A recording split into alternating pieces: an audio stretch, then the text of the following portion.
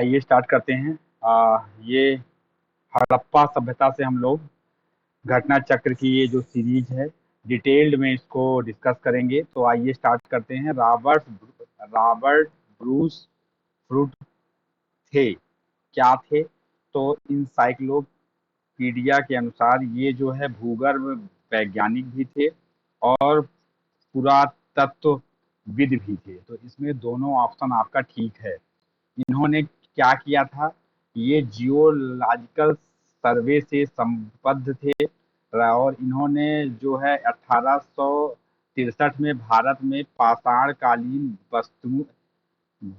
बस्तियों के खोज अन्वेषण मीन्स होता है खोज की शुरुआत की। अतः ये जो है दोनों ऑप्शन सही है। अब की दूसरा है कोपेनहेगन संग्रहालय की सामग्री से पाषाण कांस्य और लौहयुगीन विभाजन कौन किया था? इसका मतलब यह है कि धातुओं के आधार पर ये जो 3 प्रकार की धातुएं पाई गई, कौन कौन सी? एक पाषाण, एक तो भाई पत्थर पाया गया, दूसरा उसमें कांस्य पाया गया, फिर क्या है लोहा पाया गया। तो अब इसके आधार पे किसने बांटा? तो वो है थॉमसन ने, इन्होंने किया। तो मतलब थॉमसन ने इसको बांटा। तो ये बहुत ही इंपॉर्टेंट है, आप लोग इसको याद रखिएगा। थॉमसन डेनमार्क के कोपेनहेगन संग्रहालय में 1818 और 1820 में एक आयोग के रिपोर्ट के अनुसार 3 प्रकार की जो सामग्रियां पाई गई, उसके हिसाब से क्रिश्चियन जार्गेंसन थॉमसन ने किया था। यद्यपि थॉमसन ने 1836 में इसी वर्गीकरण के अनुसार संग्रहालय की वस्तुओं का विवरण भी प्रकाशित किया था। तो इसमें आपका ऑप्शन हो जाएगा ए। तीसरा है उत्खनन उत उत उत्खनन प्रमाणों के अनुसार पशुपालन का प्रारंभ कहाँ पे हुआ?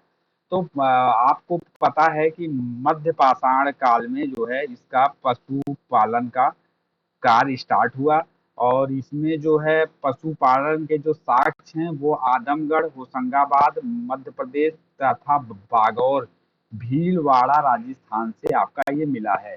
अब आता है मध्य, और चौथा क्वेश्चन है मध्य पाषाणी प्रसंग में पशुपालन के प्रमाण जहां मिले वह स्थान है, तो वो है आदमगढ़, अभी डिस्कस हो चुका है। तो पांचवा क्या है? निम्नलिखित में से किस स्थल से हड्डी के उपकरण ये कहाँ से प्राप्त हुआ है? हड्डी के उपकरण। तो इसमें 2 जगह है, एक है महदहा और एक है सराय नाहर से। तो ये कहाँ पे है? मध्य पाषाण कालीन महदहा उत्तर प्रदेश के प्रतापगढ़ जिले से स्थित है, जहां से बड़ी मात्रा में हड्डी एवं सील निर्मित उपकरण प्राप्त हुए। जी.आर. शर्मा महदहा में 3 क्षेत्रों को उल्लेख करते हैं, जो झील क्षेत्र, बूचड़खाना संकुल क्षेत्र एवं कब्रिस्तान निवास क्षेत्र में बटा था। बूचड़खाना संकुल क्षेत्र से हड्डी एवं सींग निर्मित उपकरण एवं आभूषण बड़े पैमाने पर पाए गए हैं। सराय नाहर से भी अल्प मात्रा में, मतलब ये महदहा से तो ज्यादा मात्रा में पाया गया है और सराय नाहर से अल्प मात्रा में पाया गया है। अब हड्डियों से अगला छठा क्वेश्चन है, हड्डियों से निर्मित आभूषण भारत में मध्य पाषाण काल के संदर्भ में प्राप्त हुए हैं। तो कहाँ कहाँ से अभी डिस्कस कर चुके हैं, सराय नाहर यूपी और महदहा से प्राप्त हुए हैं। तो इसमें 2 ऑप्शन सही हैं, देख करके आप लोग टिक कर सकते हैं। और एक ही कब्र से 3 मानव कंकाल मिले हैं, तो कहाँ से मिला है? दमदमा से मिला। ये बहुत इंपॉर्टेंट है, इसको याद रखिएगा। मध्य गंगा घाटी के प्रतापगढ़ जिले में स्थित सराय नाहर, महदहा तथा दमदमा का उत्खनन हुआ है। दमदमा में लगातार 5 वर्षों तक किए उत्खनन के फलस्वरूप पश्चिमी तथा मध्यवर्ती क्षेत्रों से कुल मिलाकर 41 मानव समाधान ज्ञात हुए हैं। इन समाधानों में से 5 समाधान, कितने? 5 समाधान जो है आपके, जो जो 5 समाधान हैं वो आपके युग्म समाधान है, और एक समाधान में जो है 3 मानव कंकाल एक साथ, मतलब 3 आदमी दफनाए हुए हैं। शेष समाधान में एक एक कंकाल जो है पाया गया है। तो ये आपका मतलब ये जो है आपका यह है दमदमा से 3 जो है। अब ये घुमा के कूट ऊट में भी पूछ सकता है कि कहाँ पे है, तो आप लोग इसको थोड़ा सा देखिएगा। खाद्यान्नों की कृषि सर्वप्रथम कहाँ पे प्रारंभ हुई। खाद्यान्नों की जो कृषि है, आप सबको पता है कि ये जो है नवपाषाण काल से शुरू हुई। खाद्यान्नों का उत्पादन सर्वप्रथम नवपाषाण काल से शुरू हुआ। यह वही समय है जहां जब मनुष्य जो है कृषि कर्म से परिचित हुआ। तो ये आपको समझ में आ रहा होगा।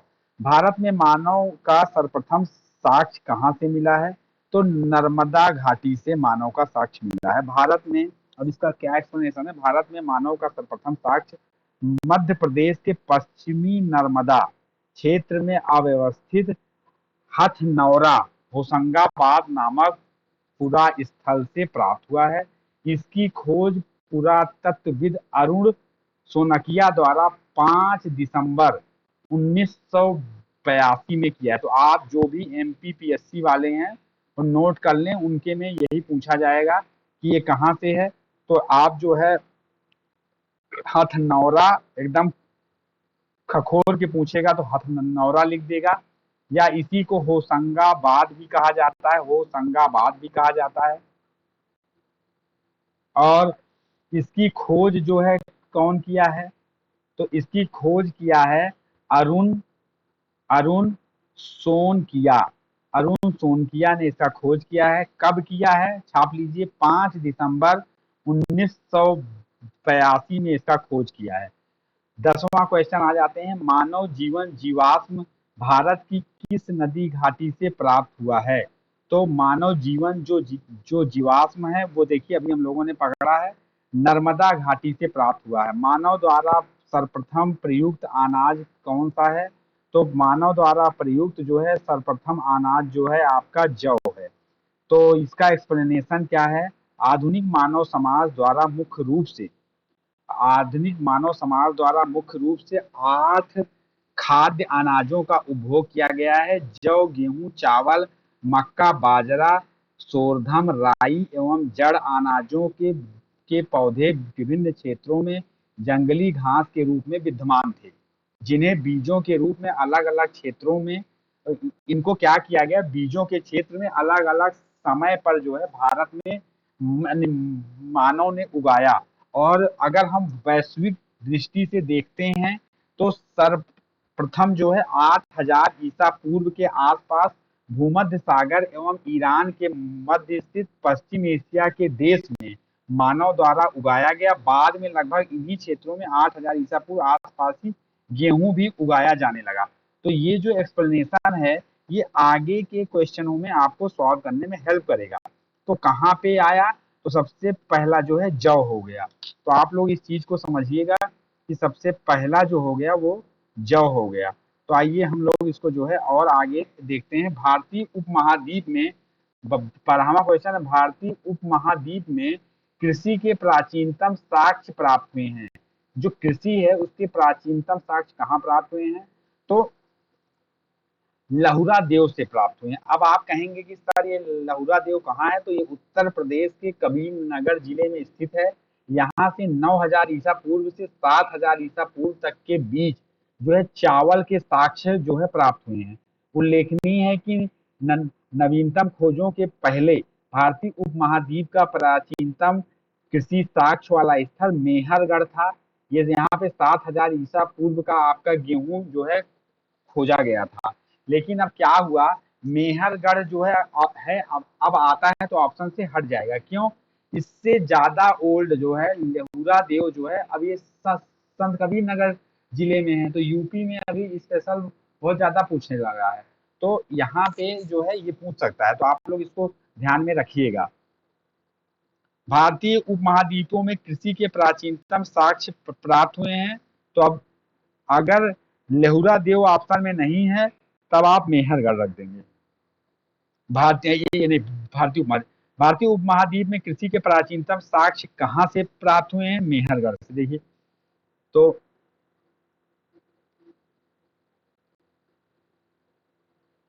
इसमें इन्होंने एक रिप्लाई लिखा है कि नवीनतम खोज के पूर्व भारतीय उपमहाद्वीप के प्राचीनतम साक्ष्य वाला मेहरगढ़ पाकिस्तान के बलूचिस्तान में स्थित था। यहाँ से 7000 ईसा पूर्व में गेहूं के साक्ष्य मिले, जबकि प्राचीनतम चावल के साक्ष्य वाला स्थल कोलडीवा इलाहाबाद के बेलन घाटी स्थित यहाँ पर 6500 चावल की भूसी के साक्ष्य में माना जाता है।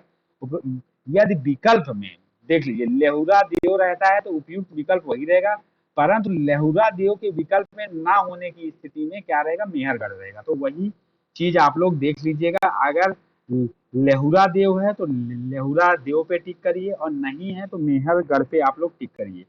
भारतीय उपमहाद्वीप अरे यार 1 मिनट,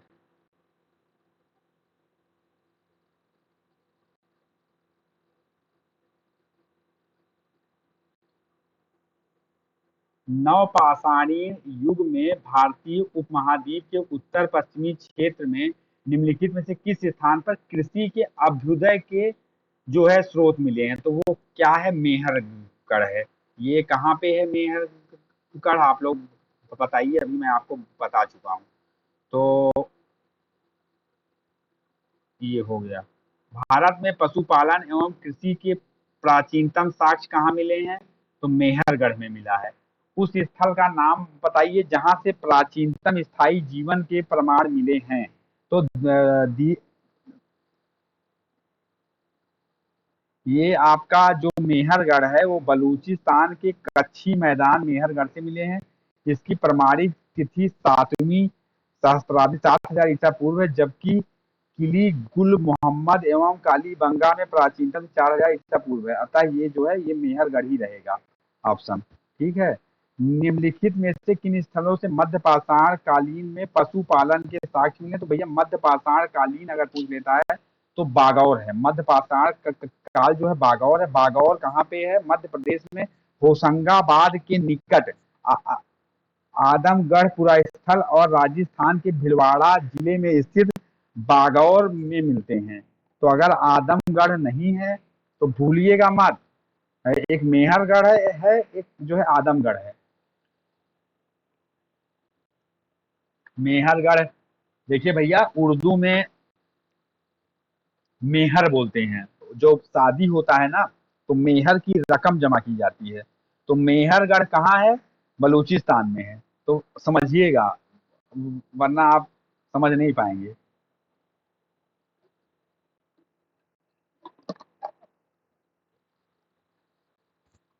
और मध्य पाषाण कालीन का नाम ले लिया जाए तो पशुपालन के प्रारंभिक साक्ष्य जो है मध्य प्रदेश के होशंगाबाद के निकट आदमगढ़ पुरास्थल से और राजस्थान के भीलवाड़ा किले में बागौर से मिला है। तो ये चीज जो है राजस्थान स्पेशल वाले भी लोग ध्यान देंगे। निम्नलिखित में से किसको चिल्कोलिथिक युग कहा जाता है? तो वो भैया ताम्र पाषाण काल है। अगर आप इसको इंग्लिश में देखेंगे तो चिल्कोलिथि ही कहा जाता है। आ जाइए, अगला है आहर सभ्यता के बारे में विचार करिए। ये जो है राजस्थानी क्वेश्चन है, तो देख लेते हैं भाई साहब। ये RAS में आया है। तो आहर जो है वो क्या है? आहड़ वासी ताबा गलाना जानते थे। हाँ, ये बात सही है। और ये लोग चावल से परिचित नहीं थे, ये बात गलत है, क्योंकि चावल की खोज हो चुकी थी। धातु का काम आहड़ वासियों की अर्थव्यवस्था का एक साधन था, ये भी बात सही है। यहाँ से काले रंग के मृदभांड मिले। तो मृदभांड भैया मिला है यहाँ से। अब आपको ये बताना है कि कहाँ पे मिला है मृदभांड, आप लोग इसको बताइए। तो आहड़ जो है आपका दक्षिणी पूर्वी राजस्थान में स्थित एक मुख्य ताम्र पाषाणिक सांस्कृतिक का स्थल है। ठीक है। आहार संस्कृत के लोग जो है मूलतः क्या होते थे? मूलतः वो लोग किसान और चरवाहा थे, मतलब पशुपालक रहे। अब गेहूं जौ तथा वो चावल से उस समय तक तो परिचित हो गए थे, क्योंकि नवपाषाण चल रहा है।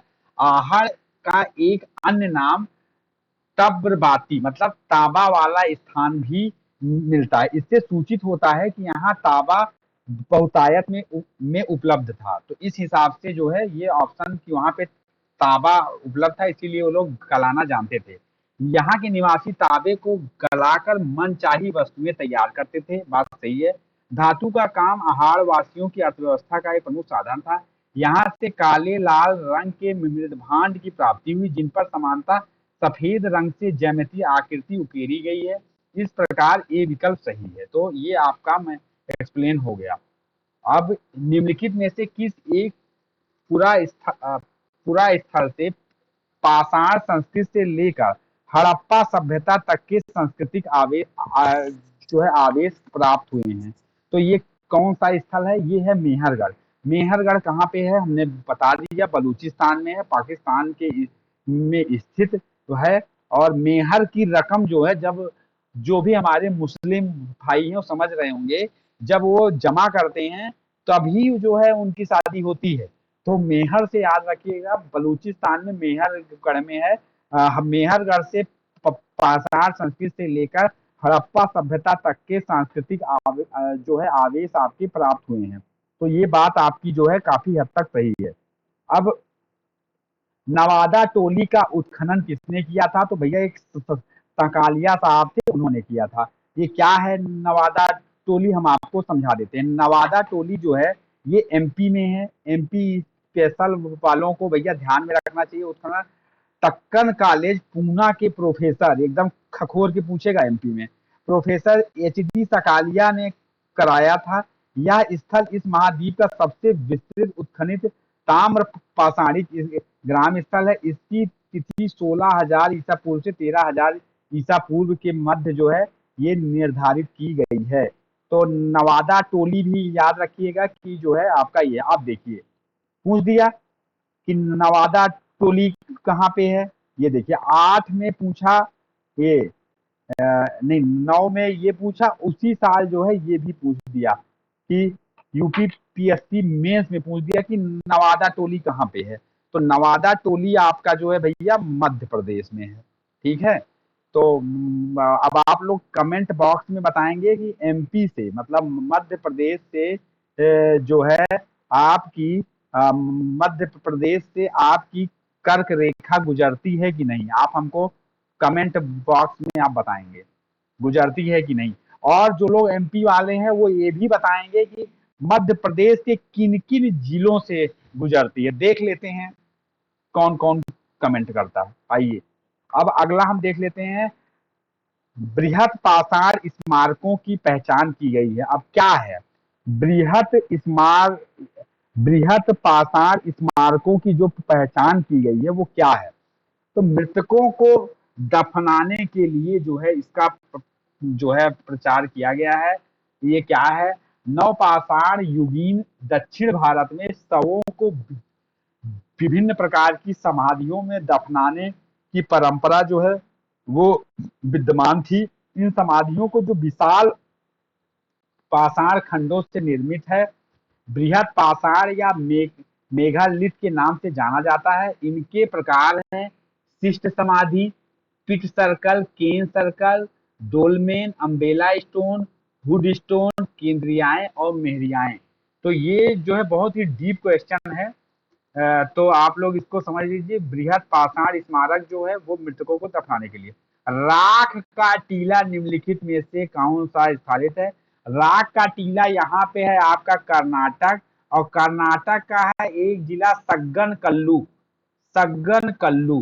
अब आप जाएंगे भूल, लेकिन नक्शे से आपको याद रहेगा। कर्नाटक में सगन कल्लू। कल्लू मीन्स कालिया। कल्लू कालिया सुने हैं? सुने होंगे, अमिताभ बच्चन की मूवी आई थी। तो काला काला होता है राख। अब ये अब कहेंगे कि मास्टर साहब इतना शॉर्टकट, तो भैया देखिए थोड़ा थोड़ा लिंक तो बनाना पड़ेगा।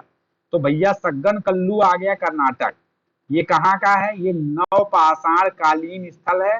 कभी कभी आ जाएगा कि सग्गन कल्लू कहाँ पे है, जोड़े में मिलाने पूछने लगेगा, तो वहां आप कर्नाटक मार दीजिएगा। भीमबेटका किसके लिए प्रसिद्ध है? तो गुफाओं के शैल चित्र के लिए प्रसिद्ध है। अब देखिए इसमें मध्य प्रदेश के रायसेन जिले में है। एमपी वाले छाप लीजिए। भीमबेटका के प्रौद्योगिक शैल चित्रकला का सबसे उदाहरण है। बात सही है।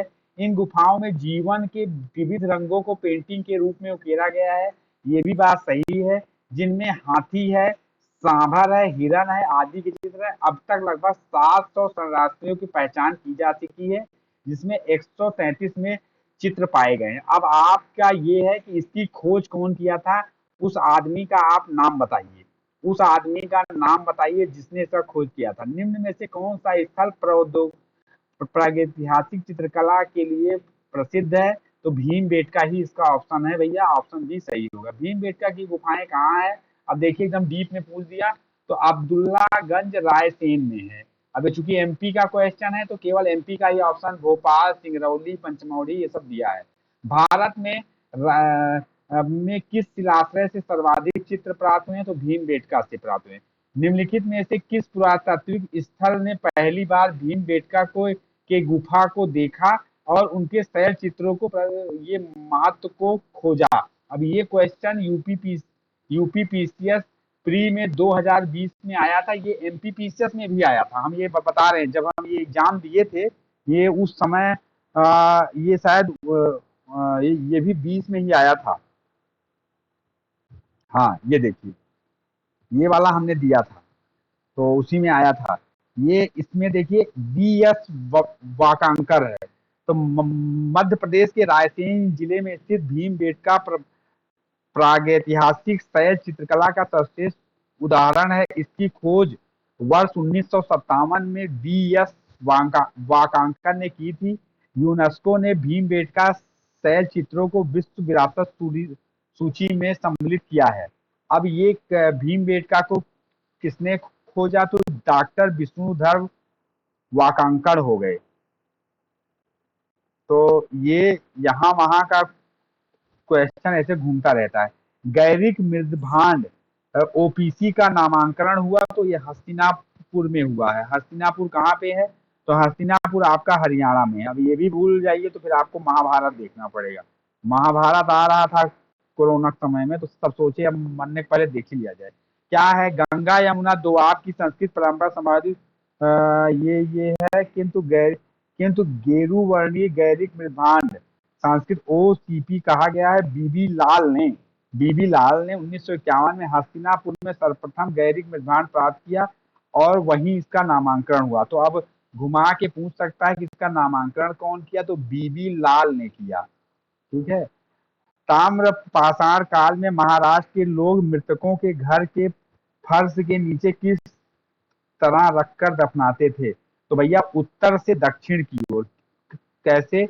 ये है उत्तर, ये है दक्षिण, तो ऐसे रख के दफनाते थे। तो ऐसा क्यों है, इसका एक्सप्लेनेशन हम लोग देख लेते हैं। महाराष्ट्र के ताम्र पाषाण कालीन संस्कृति, उसको कहते हैं जोड़ संस्कृति के नेवासा, दैमा दैमाबाद, कोठे, चंदौली, इनाम गांव आदि पूरा स्थलों में घरों से मृतकों का अस्थि कलश से रखकर उत्तर से दक्षिण की स्थिति में घरों के फर्श के नीचे दफनाए जाने के साक्ष्य मिले हैं।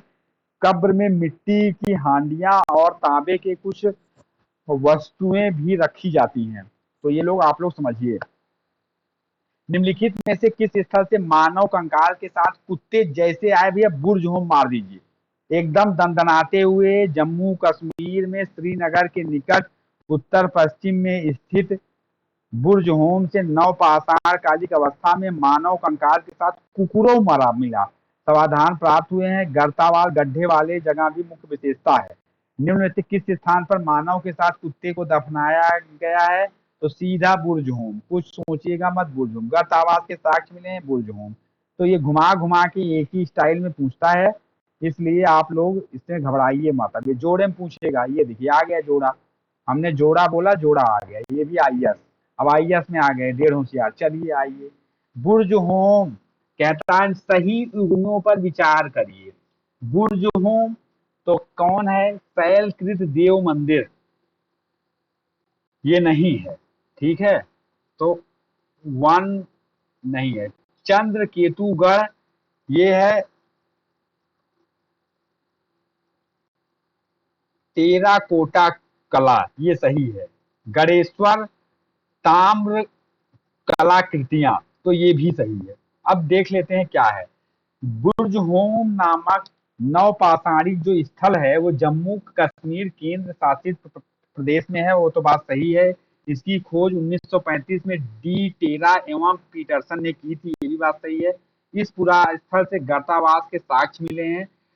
चंद्रकेतुगढ़ पश्चिम बंगाल प्रांत में स्थित एक मुख्य ऐतिहासिक पुरातात्विक स्थल है, जो विद- जो विद्याधरी नदी के तट पर अव्यवस्थित है, ये भी बात सही है। यहाँ से ऐतिहासिक काल के जो है टेराकोटा जो चंद्रकेतुगढ़ है वो कहाँ पे है, तो पश्चिम बंगाल में है, ये भी पूछ सकता है।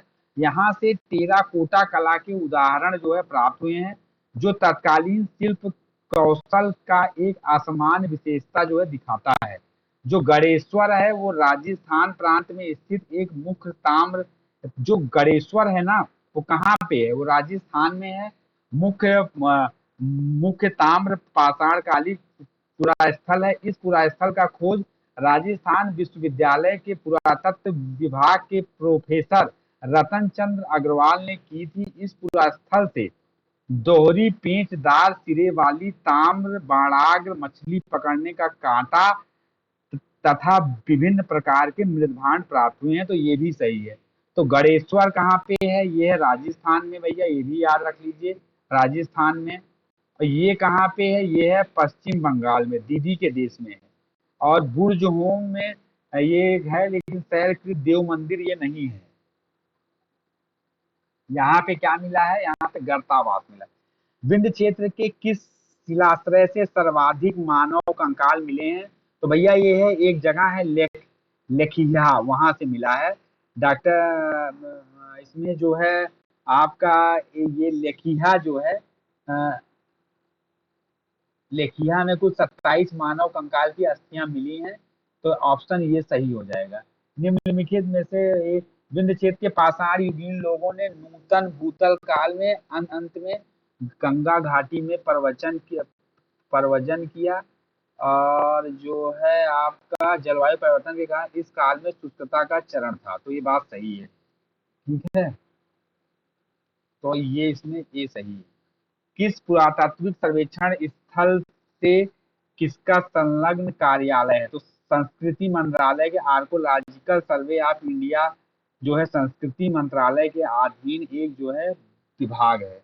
भारतीय पुरातत्व के जो है कनिंघम साहब हैं, 1814 से 1893 तक ये थे। ब्रिटिश सेना अधिकारी के रूप में बंगाल इंजीनियर के साथ काम करने के लिए तैनात किया गया। इन्हें भारतीय पुरातत्व का जनक कहा जाता है। राष्ट्रीय मानव संग्रहालय कहाँ पे है, तो भोपाल में है। राष्ट्रीय मानव संग्रहालय जिसका नाम बदलकर इंदिरा गांधी राष्ट्रीय मानव संग्रहालय कर दिया गया है, भोपाल मध्य प्रदेश में स्थित है। ये किसके अंदर में है, तो ये जो है संस्कृति मंत्रालय के अंतर्गत में स्थित है। अब जो है ये आपका ये तो रहा आपका वहां से। अब सैंधव सभ्यता एवं संस्कृति जो है हम लोग कल इसको देखेंगे। तो सैंधव सभ्यता एवं जो संस्कृति का एरिया है वो थोड़ा सा जो है इंटरेस्टिंग है। तो हम लोग इसको जो है सोच रहे हैं इसको सेपरेटली ही देखें। तो एक मिनट बस थोड़ा सा मैं